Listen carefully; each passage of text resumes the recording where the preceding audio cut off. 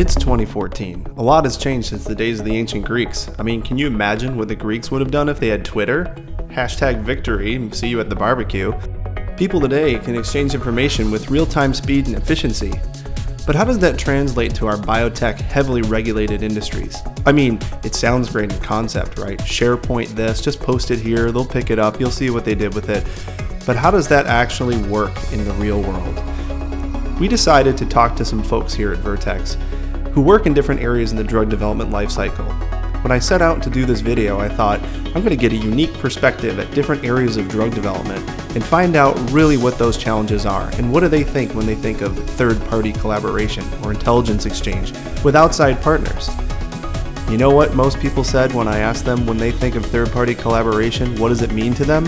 When I hear external collaboration, I immediately think, oh boy. Meet Dave. Dave runs information records and management here at Vertex. It's his job to literally make sure that information and records are managed. So of course he's going to be a little worried when we start talking about sending things outside of the firewall.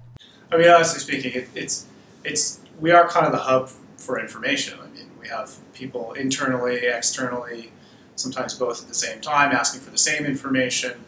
So it becomes a bit of a struggle to figure out how are we going to get this information out to people. And most of the time, people not only asking for a lot of information, it's yeah, I need to see this afternoon.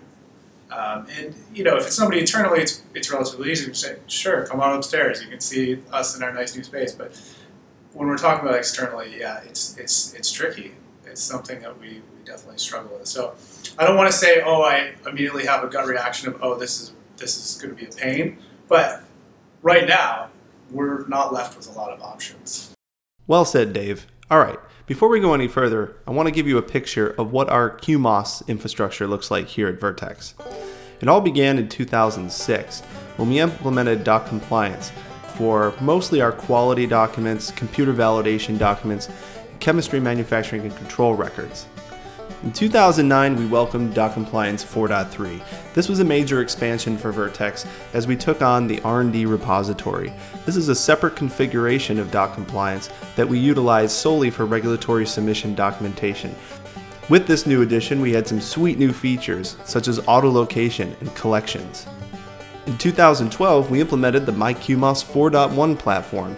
This gave our users a better experience and reduced our total time to train folks and also alleviated some of the support burden because the tool is designed to be user-friendly. And for our more seasoned veterans, we threw in a little doc transfer utility. This little utility allows us to load massive amounts of documents into the system with very little effort. Just this past year, in 2013, we threw in the QUMAS Enterprise Scanning Platform. The QUMAS Enterprise Scanning Platform really allows us to combine our digital and physical records repositories into one seamless location. And this video would make absolutely no sense if we did not talk about Qumas EX. And that is the next chapter in Vertex's story with QUMAS as we implement Qumas EX in Q2 of this year. And there you have it, the house that QUMAS built. Alright, now let's get back to the video.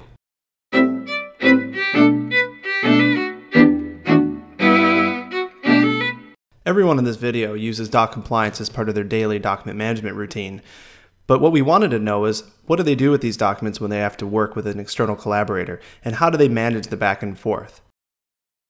When we have to work with third-party vendors or collaborators on documents, I think what we think about is the security around it, because that's always our first concern is, do we have a secure communication or a form to communicate with a collaborator or a third-party vendor? Currently, there's a lot of emailing back and forth that can get complicated because sometimes you don't know which version you're working off of, or if they've received your comments and track changes if they even saw them. A lot of the applications there, it's not just one document, it's like 7 different documents that go into a single country's application. And when there's 7 documents in one email, and you have to scroll through the tiny little Outlook screen and scroll through and make sure you got all the documents. And sometimes you'll forget one and you haven't reviewed it, and it's different versions and you have to look at the file name really closely. So that's definitely a lot more just ease of use. It's hard to get like a large amount of documents in an email? Documents that we need to send externally for QP release for EU studies, we'll have to send over the approved CTA, and that's a huge file. So making sure we get all the documents over for that QP release. Generally, we'll have a huge file that we have to split up into different zip files, and it's pretty time consuming to send that back and forth via email. So that's one of the biggest challenges. I work on our product labeling, and then we work with external vendors like our people who lay out our artwork. So we have to share the regulated and approved internal content with them, that they in turn take it and then develop artwork out of that. So right now we're currently submitting everything via email from our approved content, which resides in Velocity. That's our really approved content. So it sounds like email is the default way for folks to quickly exchange information with third parties. Believe it or not, we do have ways in which we can interact with third parties in a more controlled way here at Vertex. However, as Darren Berger explains, it's not exactly the path of least resistance.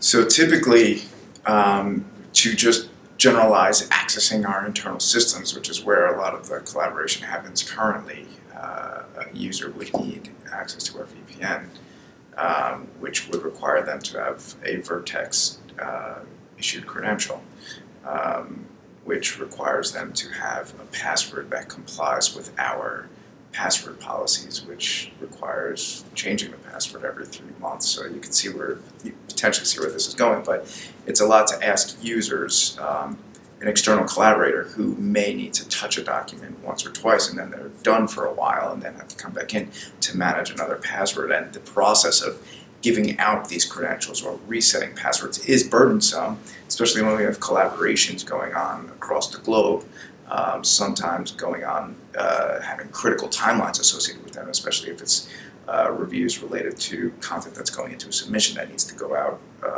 with a critical timeline. These are burdens that start to add up every little bit here and there.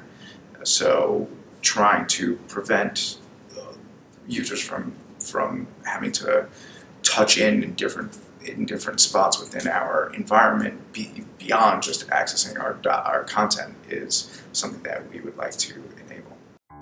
Let's take a minute to talk about something near and dear to our hearts. We love our doc management systems. That's why we're all here in Florida, right? We're constantly carrying and feeding the platform, creating, reviewing, approving, and archiving documents all within one system. We work with QUMAS to bring in new features and improve our efficiency and control over our content, while expanding the overall capability of the platform. The problem is this: as our external partner networks grow, these capabilities exist only within our walls. It's become practically impossible to extend that efficiency and capability to our partners around the globe. When we need to share information outside the firewall, we often break the connection to our internal source content and lose that competitive edge afforded to us by our internal systems. And while methods such as FTP, email, burned media, and web-based Dropboxes, they get the job done, they do so at the expense of our internally built efficiencies. In fact, this external information sharing creates more ambiguity and additional work for both the internal and external people. I'm not saying that folks around here are collapsing from exhaustion every time they need to send documents to a third party, but it does seem that there is inherent risk involved in managing these connections.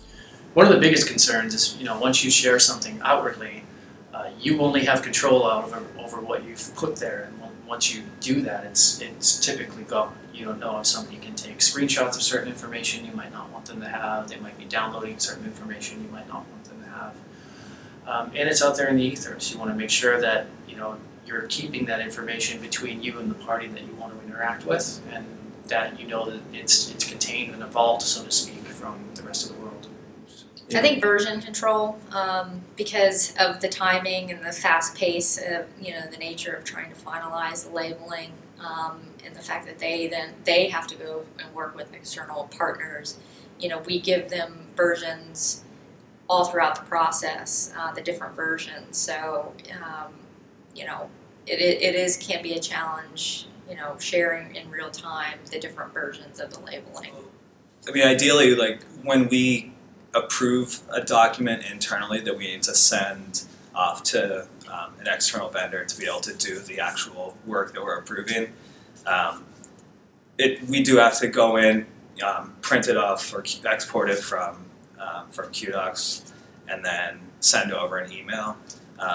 Ideally, once the document would be approved, it'd be nice if the external vendor would just be able to see the document there, rather than us having to do additional steps to either print it off and email a PDF copy, or have put the document up on an external site. Like if as soon as the document was approved, they would get notified and have access to the document, versus additional steps that sometimes take time, especially if we're not at our desk when the document's approved, we're not at our computer.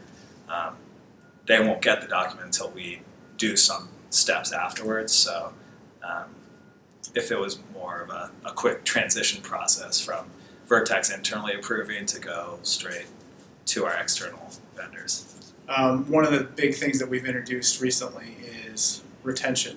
So it's a first for Vertex, even though we've been in existence for, 21 years or something at this point. It's new to us, and so this idea that we need to, at some point, get rid of information. So if we've got all this information, we're pushing it out to different sources, and it's all controlled, there is no way I'm ever going to find it all. And that, haunts me at night. Okay, it doesn't really haunt me at night, but it's a problem. I mean, it's something that we have to think about. So, every time I think about collaboration, every time I'm asked for information, I'm always thinking in the back of my mind, is this going to stay in one place, or is it going to end up being pushed by them to somewhere else? And do I have any say or control over that? So I send out the email with the data or the reports, and I'm not necessarily sure if it's been received, because as you know, people aren't great at telling you that they've received something, and there's no audit trail for me. So it's difficult to get a grasp on who's read it, especially when you're sending it to multiple people that need to check. One thing these folks have in common is that over 90% of the information they need to share externally resides initially in doc compliance. So, like the good business analysts that we are, we ask them what would make their jobs easier. I'd say one place to put things and then share things out. We're talking about internal collaboration or external collaboration, just having one space where we can put information. Like I said, you could have somebody viewing it from the outside, somebody viewing it from the inside. It wouldn't really matter. I think that's something that we're really lacking right now. Ideally, we want to be able to show people our source information without removing it from the source area as much as possible. We want to be able to keep all of our data in one location without having to redistribute it through different systems. But with that being said, we want to cherry pick what we want to display outwardly, and know that we could either choose to do that in a dynamic format or to bind it to a static version. We can all log into the same system and check out, check in an easy way. I mean, if it adds another layer of complication, that's just too hard to manage. And using one system would be great too, where you go to one platform and you can use everything in that one platform. The ideal scenario for me for document exchange would be to just have this little icon on my desktop and drag and drop and have a notification go out to the person that I want it to go to, and then have a little checkbox when it comes back saying that they read it. All done. Well, ideally it should be within minutes that, a business person who's responsible for the data they're controlling should be able to decide who can share that data, and as long as that they understand the risks associated with it, can grant access to that person to that specific content. On the SharePoint side, we are seeing an uptick in its internal usage. We are seeing an uptick in the desire to have it available externally, and we are working our way to have it available externally. But with that also requires a way to understand how is the best way to use SharePoint externally, and link it to different sources of content or sources of information. And that's where QUMAS EX comes in. With the upcoming implementation, we're hoping to begin the process of not only improving the speed at which we collaborate with external partners, but also the efficiency. IX as it is today will meet our immediate needs for external document sharing and control. And like our experience with QUMAS in the past, we hope that what is to come with the tool will extend the once internal gains out beyond that firewall. The way the QUMAS EX connector is developed lends itself towards high business flexibility because the business can go in to the QUMAS collaboration site and define what third-party collaborators they want to grant access to, and it's done, right away, and they have immediate access. So it eliminates the overhead associated with creating internal accounts. When I think about the QUMAS EX connector, lights go off because I'm thinking, oh, this would be fantastic because having that two-way street, really be a big help for us. Time is money, so the quicker we can finalize, finalize the artwork for distribution, the quicker it can get out to, the end patients. And that's what this is really about, our patients. With disease areas like cystic fibrosis, every day counts when you're waiting for new therapies to come to the marketplace. So as we take this next step in the evolution of regulated content collaboration, we're hopeful that we're getting closer and closer to that marriage of efficiency and speed.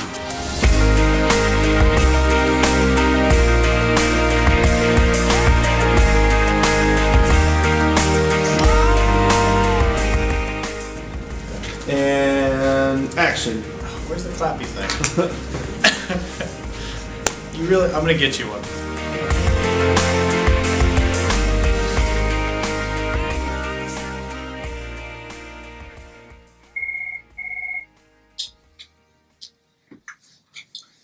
This is Drake McHanson. How can I help you? Hi, Drake. This is Tina from London. Mm-hmm. Yes, I'm calling about that document that you're supposed to send over. Yeah? I really need it now. Sure, I can get that to you in a fortnight. Yeah, thank you so much. I appreciate it. Yeah, no problem. I'll be on the lookout. Talk to you later. Bye. How can I get these documents to Tina in London? I mean, they're on my computer, and she's in London. I've got it. I'll just print them.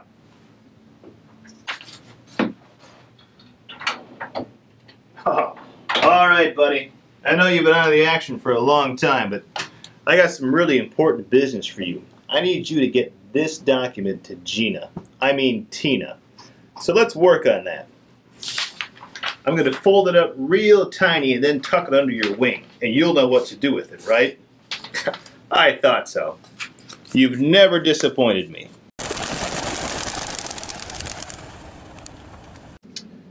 All right, Angelo. I know you can do it. It's a long way to London, but I'm counting on you. Wait a second. Was Angelo a GXP pigeon? Drake, it's Tina from London again. I just got this bird, and first of all, it's flying all over the place and making a mess in my office. What? What do you mean it has the document under its wing? I don't see a thing. This is ridiculous. Please get me that document. Thank you. Bye. How does this thing work? There's flaps, and there's like adhesives, and it looks flat, but it's a box. I can't... it's like you need a degree in box engineering from MIT for this. I can't use this. How else could I do this? Maybe I could burn the documents to a DVD and just mail her the DVD. That's gotta work. Hi, Drake. It's me, Tina from London. Yeah, I got the disc. Thank you so much. I finally have the DVD. All right, I'm going to put it in and see if I can play it. Okay, hold on 1 second.